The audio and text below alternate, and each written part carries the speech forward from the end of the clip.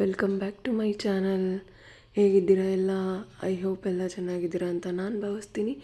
ಇವತ್ತು ನಾನು ಯಾವ ರೆಸಿಪಿಯೊಂದಿಗೆ ಬಂದಿದ್ದೀನಿ ಅಂದ್ಕೊತೀರಾ? ಇವತ್ತು ನಾನು ಕುಷ್ಕ ಯಾವ ಥರ ಮಾಡೋದು ಅಂತ ತೋರಿಸ್ಕೊಡ್ತೀನಿ. ಈಗ ನೋಡಿ, ಕುಕ್ಕರ್ನ ಕಾಯಕ್ಕಿಟ್ಟಿದ್ದೀನಿ. ಅದಕ್ಕೆ ಸ್ವಲ್ಪ ನಾವು ಆಯಿಲ್ ಹಾಕ್ಕೊಳ್ಳೋಣ. ನೋಡಿ, ಆಯಿಲು ಕಾದಿದ್ದಾದಮೇಲೆ ನಾನು ಇದಕ್ಕೆ ಸ್ವಲ್ಪ ತುಪ್ಪನ ಹಾಕ್ಕೋತಾ ಇದ್ದೀನಿ. ಈಗ ನಾನು ಪ್ಲೇಟಲ್ಲಿ ಇಂಗ್ರೀಡಿಯೆಂಟ್ಸ್ ತೋರಿಸ್ತಾ ಇದ್ದೀನಿ. ನೋಡಿ, ಇದು ಕಾದಿದೆ ಎಣ್ಣೆ.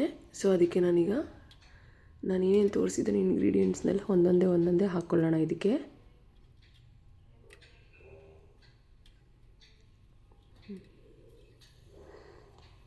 ಸ್ವಲ್ಪ ರೋಸ್ಟ್ ಆಗಲಿ. ಇದು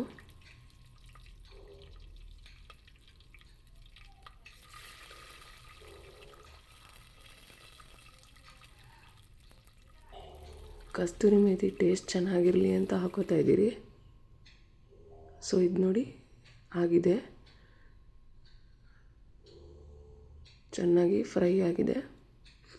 ಇದಕ್ಕೆ ನಾವಿವಾಗ ಕಟ್ ಮಾಡ್ಕೊಂಡಿರೋಂಥ ಆನಿಯನ್ನು ಮತ್ತು ಹಸಿಮೆಣ್ಸಿನ್ಕಾಯಿನ ಹಾಕೋತಾ ಇದ್ದೀನಿ. ಇದನ್ನು ಚೆನ್ನಾಗಿ ಫ್ರೈ ಮಾಡ್ಕೋಬೇಕು.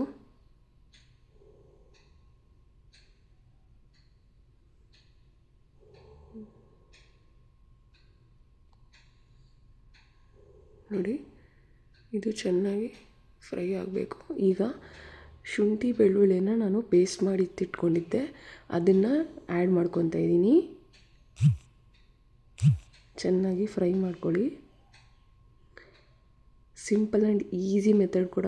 ಈಸಿಯಾಗಿ ನೀವು ಬ್ರೇಕ್ಫಾಸ್ಟ್ಗೆ ಯಾವುದೇ ಟೈಮ್ ಜಾಸ್ತಿ ತೊಗೊಂಡಿರೋ ಇದನ್ನು ಕೂಡ ಮಾಡ್ಬೋದು ನೀವು. ಇದಕ್ಕೆ ನಾನು ಕೊಬ್ಬರಿನ ತುರಿದ್ಬಿಟ್ಟು ಅದರಲ್ಲಿ ತೆಗೆದಿಟ್ಕೊಂಡಿರೋಂಥ ಹಾಲಿದು, ಗ್ರೈಂಡ್ ಮಾಡಿಕೊಂಡು ತೆಗೆದಿಟ್ಕೊಂಡಿರೋದು ಹಾಲು ಹಾಕಿರೋದು ನಾನು. ಬೇಕಾದರೆ ನೀವು ಸ್ವಲ್ಪ ಹಾಲಾದರೂ ಹಾಕ್ಕೋಬೋದು, ನಾರ್ಮಲ್ ಹಾಲಾದರೂ ಹಾಕ್ಕೋಬೋದು.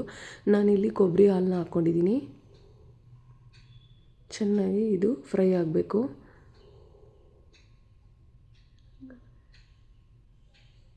ಈಗ ನೆನೆಸಿಟ್ಕೊಂಡಿರೋ ಅಂಥ ಅಕ್ಕಿ, ಆಗಲೇ 1/2 ಅವರ್ ಆಯಿತು ನಾನು ನೆನೆಸಿಟ್ಟು. ಅಕ್ಕಿನ ಮುಂಚೆನೇ ನೆನೆಸಿಟ್ಕೊಳ್ಳಿ, ಚೆನ್ನಾಗಿ ಬರುತ್ತೆ ರೈಸು.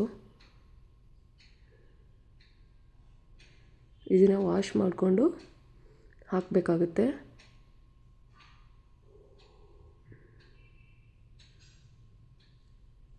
ಇದಕ್ಕೆ ನೀವು ಬೇಕಾದ್ರೆ ಸೈಡ್ ಡಿಶ್ ಆಗಿ ನಾನ್ ವೆಜ್ ಕೂಡ ತೊಗೋಬೋದು. ನಾನಿಲ್ಲಿ ಯಾವುದೇ ಸೈಡ್ ಡಿಶ್ ಕೂಡ ತೋರಿಸಿಲ್ಲ ನಿಮಗೆ. ಬರೀ ಯಾವ ಥರ ರೈಸ್ ಮಾಡೋದು ಅಂತ ಇಲ್ಲಷ್ಟೇ ತೋರಿಸಿದ್ದೀನಿ. ತುಂಬ ಈಸಿಯಾಗಿರುತ್ತೆ. ಸ್ವಲ್ಪ ಇದಕ್ಕೆ ನಾವು ನೀರು ಹಾಕ್ಕೊಳ್ಳೋಣ. ನೋಡಿ, ಮಿಕ್ಸ್ ಮಾಡ್ಕೊಳ್ಳಿ.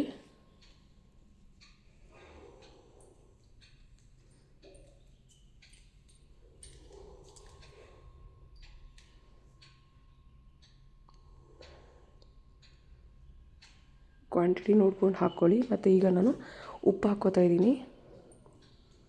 ಇಲ್ಲಿ ನಾನು ಕಲ್ಲುಪ್ಪು ಹಾಕ್ಕೊಂಡಿದ್ದೀನಿ. ನಾರ್ಮಲ್ ಪುಡಿ ಉಪ್ಪು ಹಾಕ್ಕೊಂಡ್ರೆ ನಿಮಗೆ ಟೇಸ್ಟ್ ಗೊತ್ತಾಗಲ್ಲ. ಈ ಥರದ್ರಲ್ಲಿ ಕಲ್ಲುಪ್ಪು ಹಾಕ್ಕೊಂಡ್ರೆ ಟೇಸ್ಟ್ ಚೆನ್ನಾಗಿ ಗೊತ್ತಾಗುತ್ತೆ.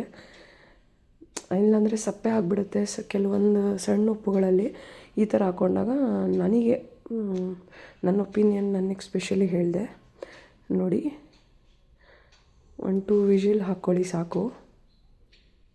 ಮಿಕ್ಸ್ ಮಾಡ್ಕೊಳ್ಳಿ ಎಲ್ಲ. ಇಷ್ಟೇ, ಸಿಂಪಲ್ ಆ್ಯಂಡ್ ಈಸಿ ರೆಸಿಪಿ ಕೂಡ. ಈ ರೆಸಿಪಿ ನಿಮ್ಗೆ ಏನಾದರೂ ಇಷ್ಟ ಆದರೆ ಶೇರ್ ಮಾಡಿ, ಸಬ್ಸ್ಕ್ರೈಬ್ ಮಾಡಿ, ಕಮೆಂಟ್ ಮಾಡಿ. Thank you so much.